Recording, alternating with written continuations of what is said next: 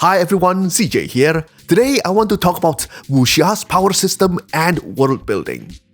If you're unfamiliar with the term, Wuxia is a historical martial arts genre from China that's virtually over 1,000 years old. It influenced various action fiction in East Asia, including Dragon Ball and other Japanese manga and anime.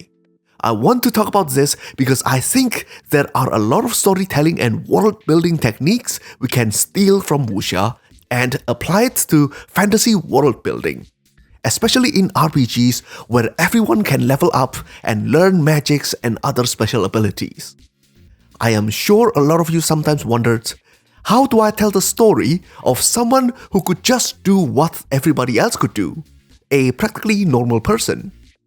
Yeah, one of the biggest differences between Wuxia literature and Western fantasy is that in most Western fantasy, magic and special abilities are usually genetically based, which means that you need to be born with special bloodline or genetic mutation to use magic or your mutant's power. Examples of this are the Harry Potter series and Brandon Sanderson's Mistborn series. In Wuxia, however, virtually everybody can learn martial arts and the associated special abilities. Well, that is true in classic Wuxia novels anyway. Nowadays, the web novel Wuxia genre has absorbed a lot of anime and Western fantasy influences, like isekai, so it has lost a lot of its distinctiveness. Just to be clear, I'm going to mainly talk about the classic Wuxia novels, those written before the 1990s by legendary authors such as Jin Yong, Gu Long, and all the way back to Water Margin, which is one of the 4 great classic novels of China, also known in Japan as Suikoden. Yes, in case you're wondering, the Genso Suikoden RPG series is a fantasy reimagining of Water Margin. Speaking about RPGs, let me mention Cloudbreaker Alliance. Cloudbreaker Alliance is a tabletop RPG I personally designed. In this game, you play as Cloudbreakers, who travel through monster-infested cloud walls to discover long-lost civilizations and befriend the people so that you can unite to fight against monsters together. It is easy to learn, but provides immense depth in class combination, with 32 classes to mix and match. So you can build a cowboy that shoots ki blasts, create a berserker ninja, or even a martial artist that casts spells using kicks. It is currently being crowdfunded on Kickstarter. If you back the project now, you will get plenty of Kickstarter exclusives and savings. You can find the link to the Kickstarter below. Anyway, back to the topic. Let's start by comparing Wuxia to other related genres in the high and low fantasy spectrum. Martial arts power system is not magic, of course, but you can still do incredible feats with it. So it is kinda similar at face value, but you can tell very different stories using the techniques and tropes that are common in these genres. At the high magic side of the spectrum, we have Xianxia. In the Xianxia genre, the characters can train and meditate to develop powers that rivals the gods. The theme is usually about good versus evil, gods versus devils. At the opposite no magic side, we have Kung Fu. These are more conventional martial arts, things that you can see in Bruce Lee and Jackie Chan movies. The themes are usually about how martial arts practitioners defeat bad guys by using or by learning Kung Fu. As for Wuxia, it lies somewhere in the middle. The characters have superhuman ability, sometimes magical, but it is all attainable by normal humans. The theme usually revolves around the Jianghu, or the martial arts society, so it is a very social genre. The power system in Wuxia and these related genres actually have the same origin. Qi, or Ki as it is pronounced in Japanese, acupuncture points, meditation, they all come from the principles of traditional Chinese medicine and cosmology. Mostly based on the Taoist cosmology, but also influenced by Buddhism. So there are some Indian cosmology in there too. There is also historical rivalry between the Taoists and Buddhists, so they may not agree with the details, but in general, They both believe that it is possible to gain power and divinity by various types of meditation and physical exercises. These are just broadly called cultivation, and this is also the cultivation they meant in the cultivation genre. But recent web novels have combined it with literary RPG tropes, so it has evolved into something quite different. Traditionally, Taoists want to gain immortality, while the Buddhists want to attain nirvana. That is why, depending on the series, cultivation may include doing good deeds and gaining good karma, regardless of the religion. China was a polytheistic society, so they often mix and match theories from multiple religions. Even Taoism and Mahayana Buddhism influenced each other over the centuries, though they hate to admit it. It is not just humans who can become gods. Even animals can become immortal and attain godhood, as long as they cultivate themselves. In Buddhism, it is also believed that even animals have Buddha nature and can become greater. That is why there are plenty of stories about animals gaining human form and magical powers. In some cases, even ghosts and objects can transform into humans and eventually attain divinity. So, in a setting where everyone can become powerful, how do you make your character special? Authors often want to make their main character more interesting by making them special. That is why the main characters are often designated to be the chosen one and they are gifted with the strongest ability. But in Journey to the West, Sun Wukong is not the chosen one. Tripitaka is. Wukong was a special monkey born out of a stone, but he still had to learn all his abilities from a master. In Water Margin, Song Jiang was the chosen one, the first among the 108 stars of destiny, and he was supported by all his other more powerful friends. Destiny doesn't necessarily have to mean power. So if you are running a campaign, it is possible to have the NPC be the chosen one, and the players are the companions who make sure that the prophecy is fulfilled. Wuxia fiction, however, are usually more grounded. They don't often use prophecies, so to make their main characters special, they use affiliations or parentage. Often, their main driving force is to fulfill their parents' promise to a friend or to avenge their parents' death. Affiliations work similarly.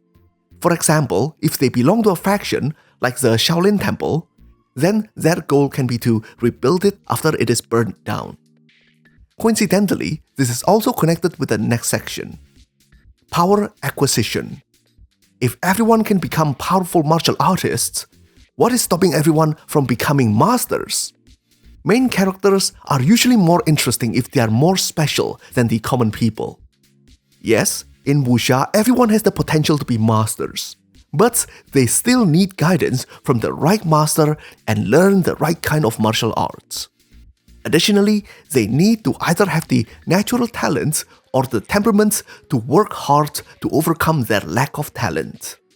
In Wuxia, the most powerful martial arts moves or secrets are usually kept hidden by different martial arts factions.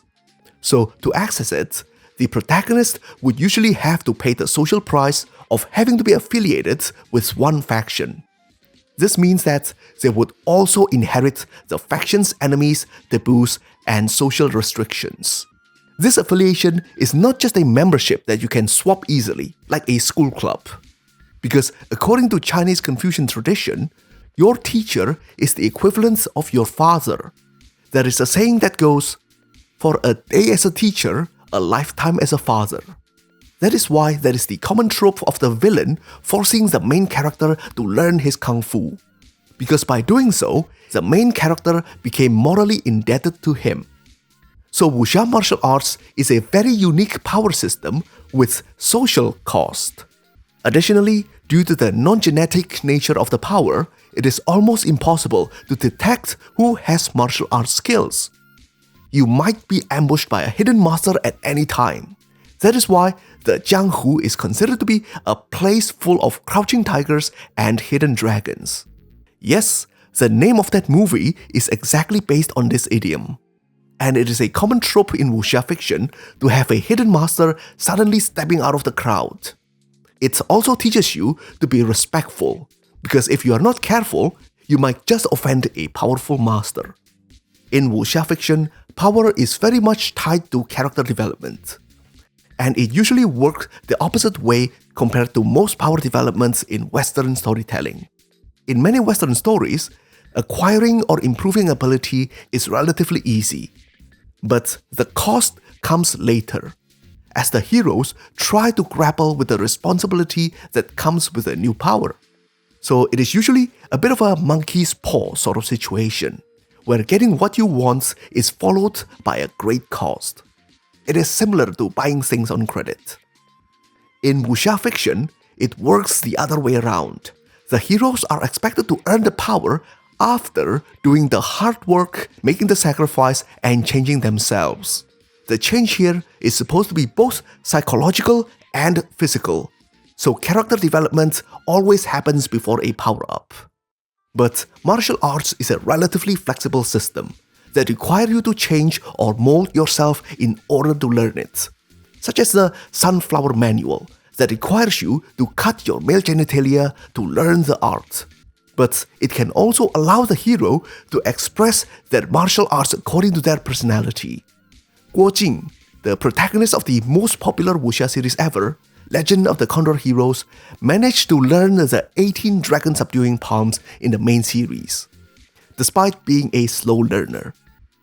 In the sequel series, Return of the Condor Heroes, he returned as a more powerful martial arts master.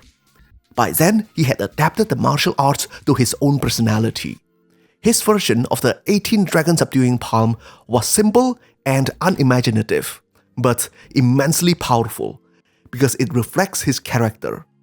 He knows that he is not a clever man, but he was a hard worker, so he practiced the same move countless times, making his attack straightforward and powerful. So in wuxia, a character's martial arts can also be an expression of their personality. This also means that it is perfectly fine to give the same ability to different characters. The different ways they utilize the same toolkit can be a great way to distinguish the characters. One last thing I want to mention is limitations. As Brandon Sanderson's second law of magic had stated, limitations are more important than abilities. What the characters cannot do or cannot let themselves do is more interesting in general than what they can do. In wuxia fiction, everyone is concerned about their reputation in the jianghu, and also their social obligations. If you belong to a certain faction, you are prohibited from learning another faction's martial arts. You must also obey your master, since he or she is supposed to be as close to you as your real father or mother. This social obligation can also be used against powerful masters. The weaker party, usually the protagonist, would challenge the powerful enemy to a contest instead of a head-to-head fight. This trick usually works best if the enemy is supposed to be a very respectable master in the jianghu. The weaker party would say something like, if everyone were to hear about how such a reputable master bullies some nameless novices, then she would obviously be the laughingstock of jianghu. So to make it fair, let's just change the duel to a contest. If the hero can survive 3 of her attacks, then he would be considered to be the winner, and the master must admit defeat and leave. This renegotiation of duel terms is a very common trope in wuxia stories. It also highlights the cleverness of the main characters. So the reason why wuxia fiction is so popular throughout the centuries is because it is not all about fighting. There is drama, deception, social obligations, and a whole spectrum of other social and emotional conflicts told in the medium of martial arts combat. I guess the biggest takeaway here is that instead of just using magic or power as problem-solving tools, think about the social and emotional dimensions too. Well, that's it from me. Go ahead and steal everything you can and use it to make whatever you want. Until next time, CJ over and out. By the way, don't forget to check out my Kickstarter.